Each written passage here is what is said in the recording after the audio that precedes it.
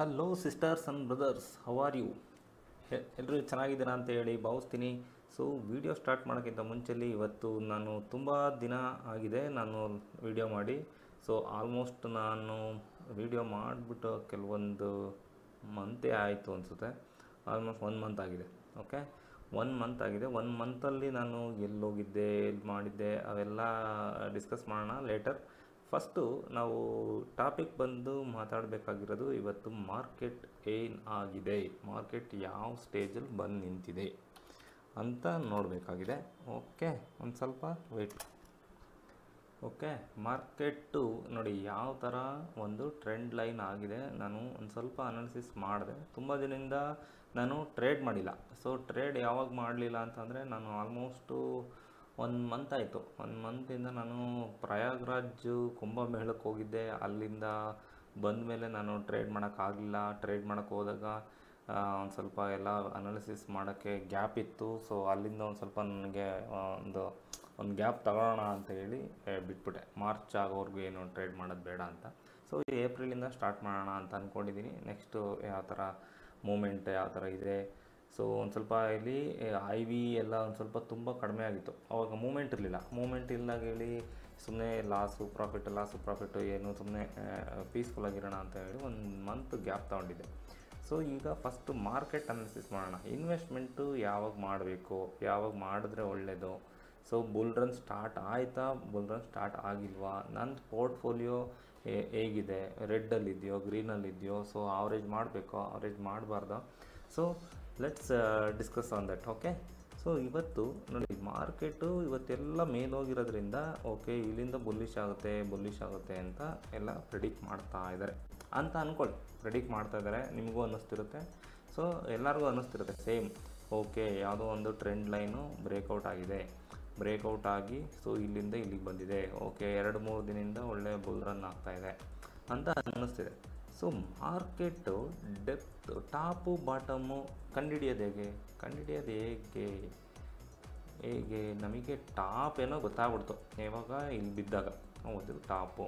So bottom ಯಾವುದು, ಇದಾ bottom.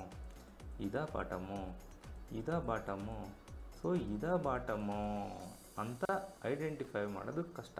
So ಅದಕ್ಕೆ ಒಂದು ಸಿಂಪಲ್ಲಾದ ಈಸಿಯಾದ ಒಂದು ಇಂಡಿಕೇಟರ್ ಹಾಕ್ಕೊಳ್ಳಿ. ಯಾವುದು? RSI. ಯಾವುದೇಳಿ? RSI ಸೆಟ್ಟಿಂಗ್ ನಿಮ್ದು ಏನಿರಬೇಕು ಅಂತಂದರೆ just 14. There is no change at all. RSI ಲೈನ್ತು 14 ಇರಲಿ. ಇಲ್ಲೆಲ್ಲ ಏನು ಚೇಂಜ್ ಮಾಡೋಕ್ಕೆ ಹೋಗಬೇಡಿ. ನೆಕ್ಸ್ಟ್ ಸ್ಟೈಲಿಗೆ ಬಂದ್ಬಿಟ್ಟು ನೀವು RSI ಒಂದು ಪ್ಲಾಟ್ ಮಾಡ್ಕೊಳ್ಳಿ. ಇದೊಂದು ಮೂವಿಂಗ್ ಆವ್ರೇಜ್ ಏನು ಬೇಡ. ಅಪ್ಪರ್ ಬ್ಯಾಂಡ್ ಮಾತ್ರ ನೀವು 70ಗೆ ಇಟ್ಕೊಳ್ಳಿ. ಲೋಯರ್ ಬ್ಯಾಂಡ್ನ 30ಗೆ ಇಟ್ಕೊಳ್ಳಿ.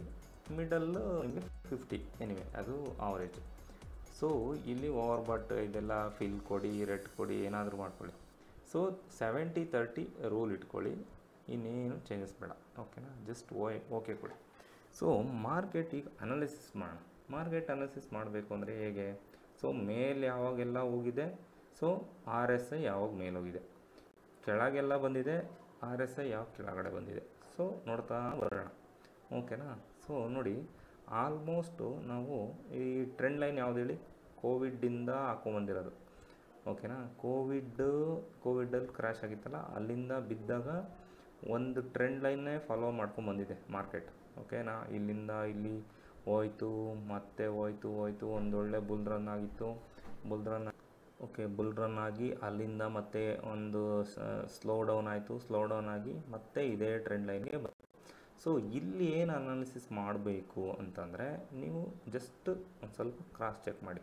ಸೊ ಇಲ್ಲಿ ಯಾವಾಗ ಬಂದಿದೆ, RSI ಯಾವಾಗ ಕೆಳಗಡೆ ಬಂದಿದೆ ಅದನ್ನು ಅಬ್ಸರ್ವ್ ಮಾಡಿ. ಓಕೆ, ಇಲ್ಲಿ ಮಾರ್ಕೆಟ್ ಕ್ರ್ಯಾಶ್ ಆಯಿತು. ಕ್ರ್ಯಾಶ್ ಆಗಿ ಇಲ್ಲಿಂದನೇ ಏನಕ್ಕೆ ಬಂತು? ಇಲ್ಲಿ ಓವರ್ ಸೋಲ್ಡ್ ಆಗಿದೆ ಅಂತ ಇಂಡಿಕೇಷನ್ ಇಲ್ಲಿ ಗೊತ್ತಾಗುತ್ತೆ ನಮಗೆ. RSIನಲ್ಲಿ ಗೊತ್ತಾಗುತ್ತೆ. RSIನಲ್ಲಿ ಬಿಲೋ 30 ಕೆಳಗಡೆ ಬಂದು ಒಂದು ಕ್ರಾಸ್ ತೊಗೊಂಡಿದೆ ಅಂತ ಅಂದಾಗ ನಮಗೆ ಒಂದು ಇಂಡಿಕೇಷನ್ನು ಇಲ್ಲಿಂದ ಒಂದು ರಿವರ್ಸಲ್ ಆಗುತ್ತೆ. ಅದು ಎಲ್ಲಿಗೆ ಹೋಗುತ್ತೆ, ಮೇಲೆ ಹೋಗುತ್ತೋ, ಫುಲ್ಲು ಮೇಲೆ ಎತ್ಕೊಂಡು ಹೋಗ್ಬಿಡುತ್ತೆ ಅಂತ ಹೇಳ್ತಾ ಇಲ್ಲ. ಒಂದು ರಿವರ್ಸಲ್ ಬೇಕಿಲ್ಲಿ ಅಂತ ಅರ್ಥ ಮಾಡ್ಕೊಂಡಿದ್ವಿ. ಒಂದು ಸಿಕ್ತಾ.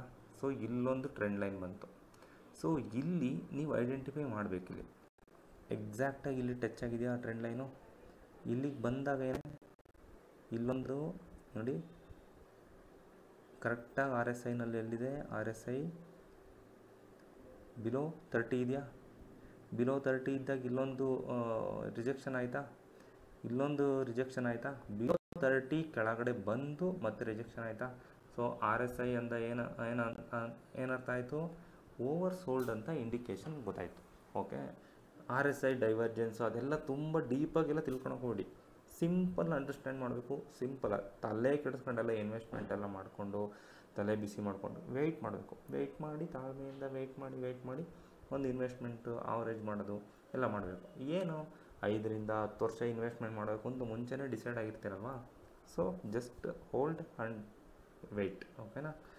ನೆಕ್ಸ್ಟ್, ಸೊ ಇಲ್ಲಿ ಯಾವಾಗ ರಿವರ್ಸ್ ಆಯಿತು, ಓವರ್ ಬಾಟ್. ಇಲ್ಲಿ ತುಂಬ ಜನ ಬೈ ಮಾಡಿಬಿಟ್ಟಿದ್ದಾರೆ ಅಂತ ಇಂಡಿಕೇಶನ್. ಸೊ ನಮಗೆ ತಲೆ ಕೆಡಿಸ್ಕೊಳೋದು ಬೇಡ, ಮೇಲೆ ಹೋಗಿದ್ದೆಲ್ಲ ತಲೆ ಕೆಡಿಸ್ಕೊಬೇಡಿ. ಕೆಳಗಡೆ ಇನ್ವೆಸ್ಟ್ಮೆಂಟ್ ಯಾವಾಗ ಮಾಡೋದು ಅಂತ ತಲೆ ಕೆಡಿಸ್ಕೊಳ್ಳೋಣ. ಸೊ 30ಯಿಂದ ಕೆಳಗಡೆ ಬಂದಿದೆಯಾ, ಬಂದಿಲ್ಲ. 30ಗಿಂತ ಕೆಳಗಡೆ ಬಂದಿಲ್ಲ. ಇಲ್ಲಿ 30 ಎಕ್ಸಾಕ್ಟ್ ಟಚ್ ಆಗಿದೆ. ಇಲ್ಲೂ ಟ್ರೆಂಡ್ ಲೈನ್ ಟಚ್ ಆಗಿದೆ. ಇಲ್ಲಿಂದ ರಿವರ್ಸ್ ತೊಗೊತ ಇಲ್ಲಿಂದ ತೊಗೊಂತು ಮತ್ತೆ ಟ್ರೆಂಡ್ ಲೈನಿಗೆ ಬಂತು. ಮತ್ತೆ 30ಯಿಂದ ಕೆಳಗಡೆ ಬಂತ. ಸೊ ರಿಜೆಕ್ಷನ್ ಆಯಿತಾ, ರಿಜೆಕ್ಷನ್ ಆಗಿ ಒಳ್ಳೆ ಬುಲ್ ರನ್ ಆಗಿದೆಯಾ. ಮತ್ತೆ ಅದು 30 ಕೆಳಗಡೆ ಎಲ್ಲಿ ಬಂದಿದೆ ಅದು ನೋಡ್ಕಿ, ಬಂದಿದೆಯಾ. ಇಲ್ಲೊಂದು ಎಲೆಕ್ಷನ್ ರಿಸಲ್ಟ್ ಬಂತು ಅವತ್ತು, ಬಂತು ಮತ್ತೆ ರಿವರ್ಸ್ ತೊಗೊಂಡೋಯ್ತು. ಬಟ್ ಇಲ್ಲಿ 30ಗೆ ಬಂದಿದೆಯಾ, 30ಗೆ ಬಂದಿಲ್ಲ. 30ಗೆ ಎಲ್ಲಿ ಬಂದಿದೆ ಅದನ್ನು ಯೋಚನೆ ಮಾಡಿ. ಓಕೆನಾ. ಇಲ್ಲಿ ಬಂತ ಎಲ್ಲೂ ಬಂದಿಲ್ಲ. ಸೊ ಇಲ್ಲಿ ಟಾಪಿಗೆ ಹೋಯ್ತು, ಎಬೋವ್ 70 ಇದೆ. ಸೊ ಇದು ಟಾಪ್ ಅಂತ ಅಂದ್ಕೊಳ್ಳಿ. ಈಗ ಸದ್ಯಕ್ಕಂತ ಟಾಪ್ ಅಂತ ಗೊತ್ತಾಗ್ತಿದೆ. ಬಟ್ ಮೇಲೆ ಹೋಗ್ತಾ ಇರುತ್ತೆ ಅಂತ ಇನ್ವೆಸ್ಟ್ಮೆಂಟ್ ಮಾಡ್ತಾನೆ ಇರ್ತೀವಿ. ಓಕೆನಾ. ಸೊ ಇಲ್ಲಿ ಕೆಳಗಡೆ ಯಾವಾಗ ಬಂದಿದೆ, ಇಲ್ಲಿ ಬಂದಿದೆ. ಓಕೆನಾ. ಇಲ್ಲಿ ಬಂದಿದೆ ಮತ್ತೆ ಇಲ್ಲಿ ಎಲ್ಲೂ ರಿಜೆಕ್ಷನ್ ಆಗಿಲ್ಲ, ಟ್ರೆಂಡ್ ಲೈನ್ ಹತ್ರ ಬಂದಿಲ್ಲ. ಸೊ ಇಲ್ಲೂ ಬಂದಿಲ್ಲ. ಇಲ್ಲೆಲ್ಲ 30 ಹತ್ರನೇ ಇದೆ, 30ಗಿಂತ ಕೆಳಗಡೆ ಬಂದಿಲ್ಲ, ಬರ್ತಾನೆ ಇದೆ. ಮತ್ತು ಇಲ್ಲಿ 30ಗೆ ಟಚ್ ಆಗಿ ಮತ್ತೆ ಒಂದು ಹೋಯಿತು, ಇಲ್ಲಿ ರಿಜೆಕ್ಷನ್ ಆಯಿತು, ಮತ್ತೆ ಬಂತು 30 ಹತ್ರ ಬಂತು, 30 ಒಳಗಡೆ ಬಂದಿಲ್ಲ. ಸೊ ಇಲ್ಲೂ ಕನ್ಫರ್ಮೇಷನಲ್ಲಿ ಇದು ಬಾಟಮ್ ಅಲ್ಲ ಅಂತ ಕನ್ಫರ್ಮ್ ಆಯಿತು, ಇದು ಬಾಟಮ್ ಅಲ್ಲ ಅಂತ ಕನ್ಫರ್ಮ್ ಆಯಿತು. ಬಾಟಮ್ ಹೌದು, ಬಟ್ ಇಲ್ಲಿ ಹೋಗಿ ರಿಜೆಕ್ಷನ್ ಆಯಿತು. ಬಟ್ ಈ ರಿಜೆಕ್ಷನಲ್ಲಿ ಈ ಪಾಯಿಂಟಲ್ಲಿ 30ಗಿಂತ ಕೆಳಗಡೆ ಬಂದಿಲ್ಲ. ಓಕೆನಾ. ಅದೊಂದು ಐಡೆಂಟಿಫೈ ಮಾಡಿ. ಸೊ ಇಲ್ಲೊಂದು ಮತ್ತೆ ರಿಜೆಕ್ಷನ್ ಆಗಿ 70 ಅಬೋ ಎನಿವೇ ಹೋಗಿಲ್ಲ, ರಿಜೆಕ್ಷನ್ ಆಗಿ ಮತ್ತೆ ಕೆಳಗಡೆ ಬಂದಿದೆ. ಕೆಳಗಡೆ ಬಂದಾಗ ಇಲ್ಲಿ ಏನಾಯಿತು, ಇದೊಂದು ಸ್ವಲ್ಪ ಝೂಮ್ ಮಾಡ್ತೀನಿ. ಓಕೆನಾ. ಝೂಮ್ ಮಾಡಿದ್ರೆ ನಿಮಗೆ ಗೊತ್ತಾಗುತ್ತೆ.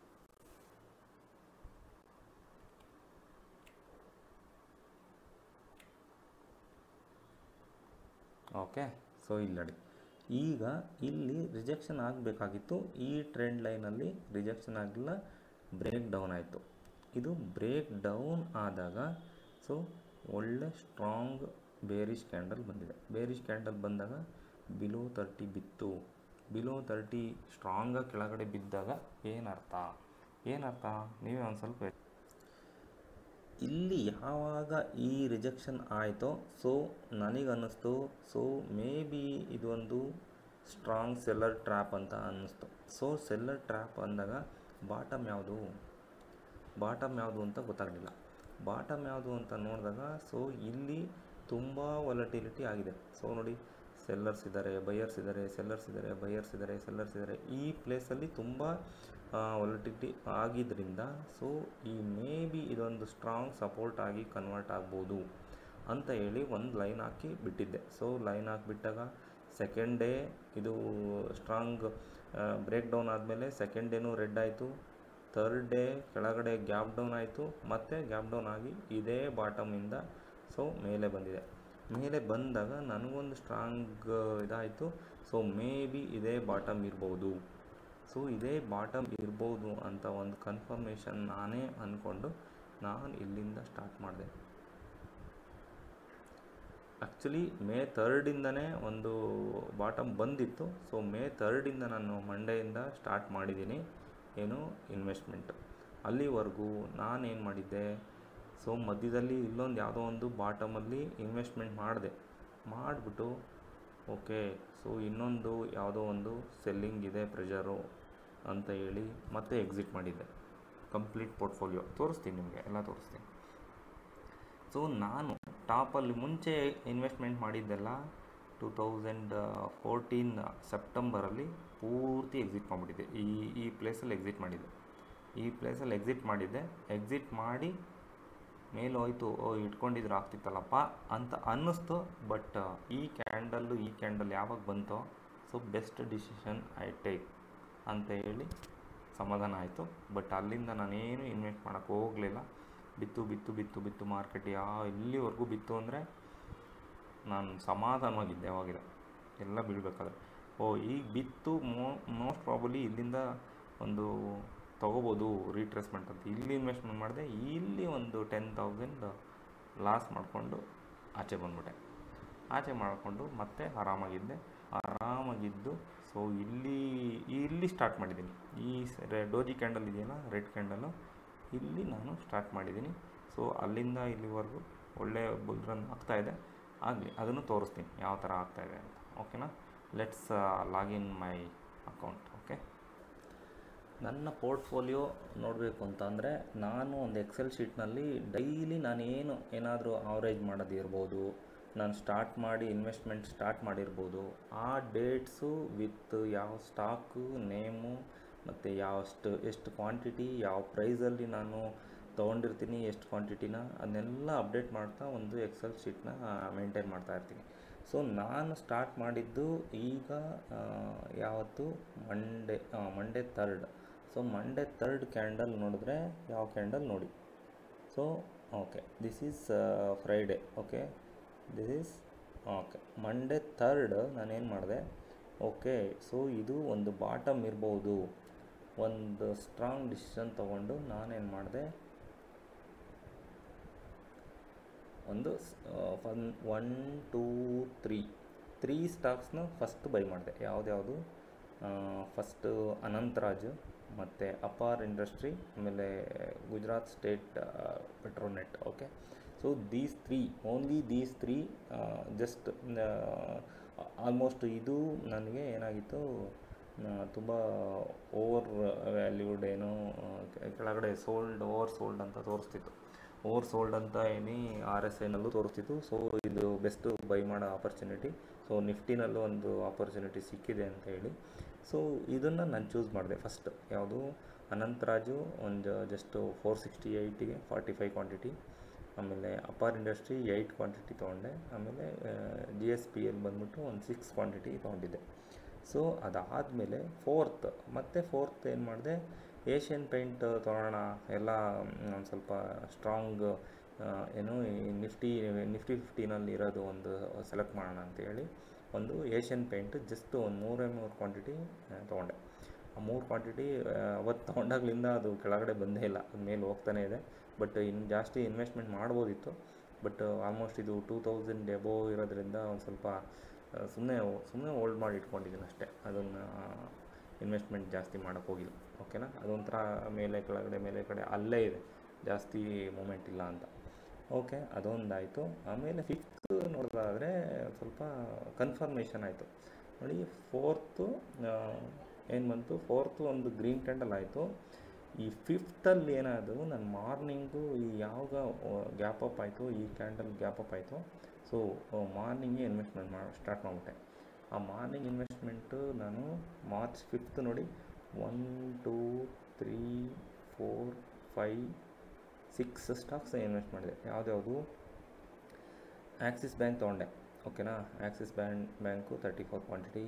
ಎಕ್ಸ್ಪ್ಲಿಯೋ ಸೊಲ್ಯೂಷನ್ಸ್ ಅಂತ ಒಂದು ಸ್ಟ್ರಾಂಗ್ ಫಂಡಮೆಂಟಲಿ ಸ್ಟಾಕ್ಸ್ ಇದು 6 ಕ್ವಾಂಟಿಟಿ ತೊಗೊಂಡಿದ್ದೀನಿ. ಹೇರ್ ಆ್ಯಂಡ್ ಬಾ ಇಂಡಸ್ಟ್ರೀಸ್ ಅಂತ ಅದೊಂದು 6 ಕ್ವಾಂಟಿಟಿ ತೊಗೊಂಡೆ. ನಿಫ್ಟಿ ಬಿಸ್ ಏನಿವೆ ಒಂದು 3 ಕ್ವಾಂಟಿಟಿ ಇರಲಿ ಅಂತ ಹೇಳಿ ಅದೊಂದು ಕೆಳಗಡೆ ಬಾಟಮ್ ಸಿಗುತ್ತೆ ಅಂತ ಹೇಳಿ ಅದೊಂದು ತೊಗೊಂಡೆ, ನಿಫ್ಟಿ ಬೀಸು.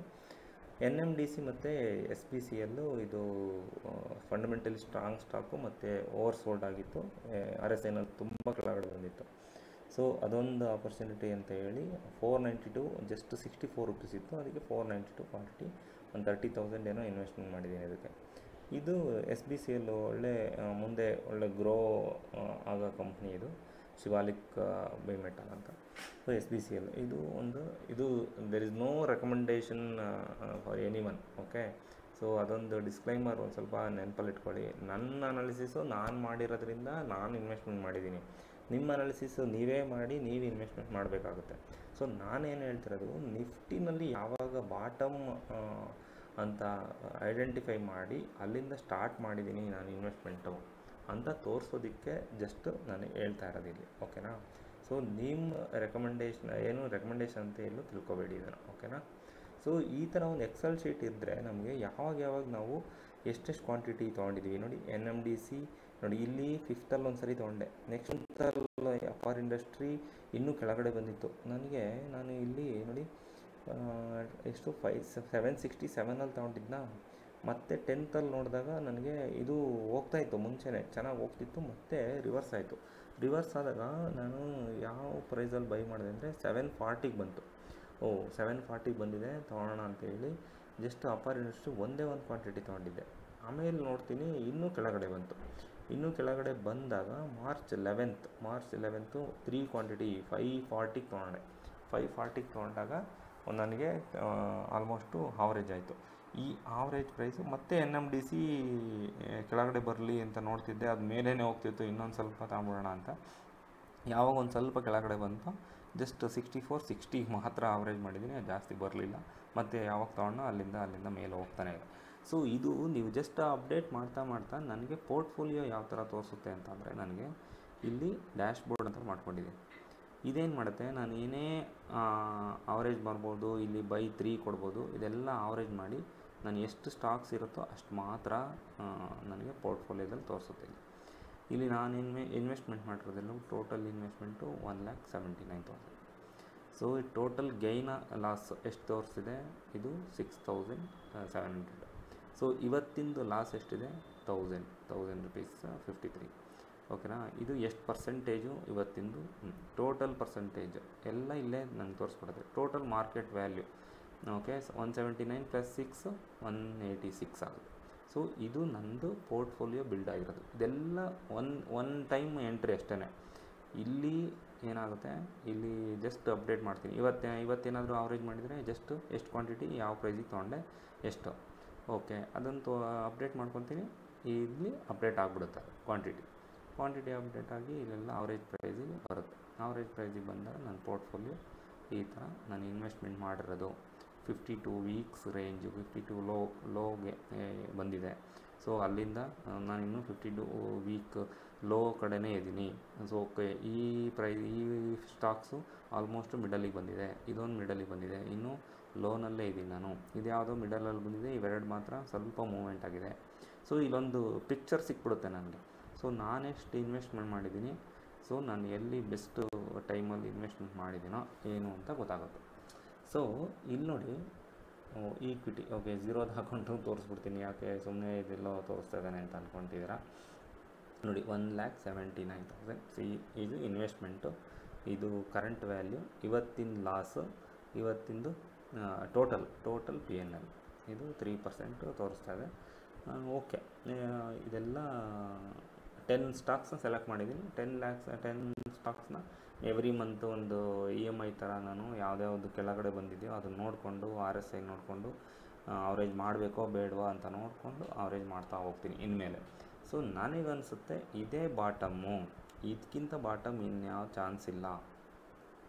ಸೊ ಇದು ಯಾವ ವೇವಾರು ಆಗ್ಬೋದು, 1ಇಂದ ಹೋಗಿ 2ಗೆ ಬಂದು 3ಗೆ ಹೋಗ್ಬೋದು, ಇದೇ 1 ಇರ್ಬೋದು, ಇನ್ನೊಂದು ಬರ್ಬೋದು, ಬಟ್ ಇದಕ್ಕಿಂತ ಕೆಳಗಡೆ ಬರಲ್ಲ ಅಂತ ನನ್ನ ಅನಿಸಿಕೆ.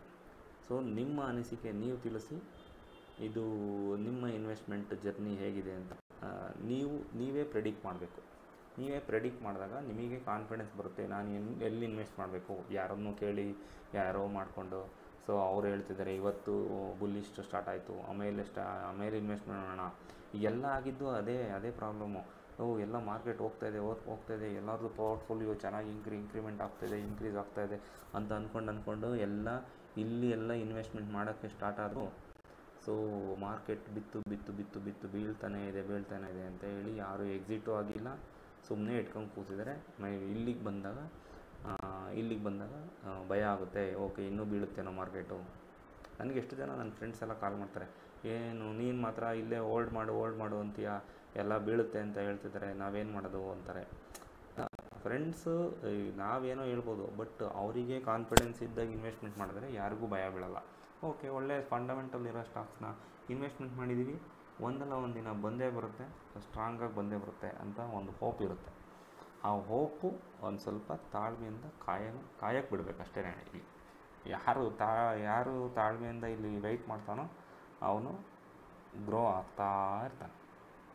ಇಷ್ಟು ಹೇಳೋದಕ್ಕೆ ಇಷ್ಟಪಡ್ತೀನಿ. ಓಕೆ, ಇನ್ವೆಸ್ಟ್ಮೆಂಟ್ ಜರ್ನಿ ನಿಮಗೆ ನೀವು ಹೇಗೆ ಮಾಡಿದ್ದೀರಾ, ನೀವು ಒಂದು ಸ್ವಲ್ಪ ಪೋರ್ಟ್ಫೋಲಿಯೋ ಅನಲೈಸ್ ಮಾಡಿ ಎಕ್ಸೆಲ್ ಶೀಟ್ ಮೇಂಟೈನ್ ಮಾಡಿ. ಎಕ್ಸೆಲ್ ಶೀಟ್ ಮೇಂಟೈನ್ ಮಾಡಿದ್ರೆ ನಿಮಗೆ ಒಂದು ಟ್ರಾನ್ಸಾಕ್ಷನ್ ಯಾವಾಗ ನಾನು ಎಲ್ಲಿ ಆವರೇಜ್ ಮಾಡಿದ್ದೀನಿ ಏನು ಒಂಥರ ಟ್ರ್ಯಾಕ್ ಸಿಗುತ್ತೆ. ಅದನ್ನೊಂದು ಜಸ್ಟ್ ಅಪ್ಡೇಟ್ ಮಾಡ್ತಾಯಿದ್ದೀರಾ, ನೀವು ಜಸ್ಟ್ ವಾಚ್ ಮಾಡಿದ್ರೆ ಸಾಕು. ಈಗ ಡೈಲಿ ಇದೊಂದು ನೋಡೋದಕ್ಕಿಂತ ಡೈಲಿ ಒಂದು ಲಾಗಿನ್ ಆಗೋದೇ ಬೇಡ, ಡೈರೆಕ್ಟ್ ಇದೊಂದು ನೋಡ್ಕೊಂಡ್ರಾಯ್ತು, ನಿಮಗೆ ಗೊತ್ತಾಗುತ್ತೆ. ಆವ್ರೇಜ್ ಮಾಡೋದನ್ನ ಮಾತ್ರ ಲಾಗಿನ್ ಆಗಿ ಆವ್ರೇಜ್ ಮಾಡಿ ಆಮೇಲೆ ಆವ್ರೇಜ್ ಮಾಡಿದ್ದನ್ನು ಇಲ್ಲಿ ಅಪ್ಡೇಟ್ ಮಾಡಿಕೊಂಡ್ರೆ ಮುಗೀತು. Okay, thank you sisters and brothers, this is my view. So ನಿಮಗೆ ಏನು ಅನಿಸುತ್ತೆ ಎಲ್ಲ ಕಾಮೆಂಟ್ ಮುಖಾಂತರ ಸ್ವಲ್ಪ ಅಪ್ಡೇಟ್ ಮಾಡ್ಕೊಳ್ಳಿ, ನೋಡೋಣ. Okay, thank you, bye.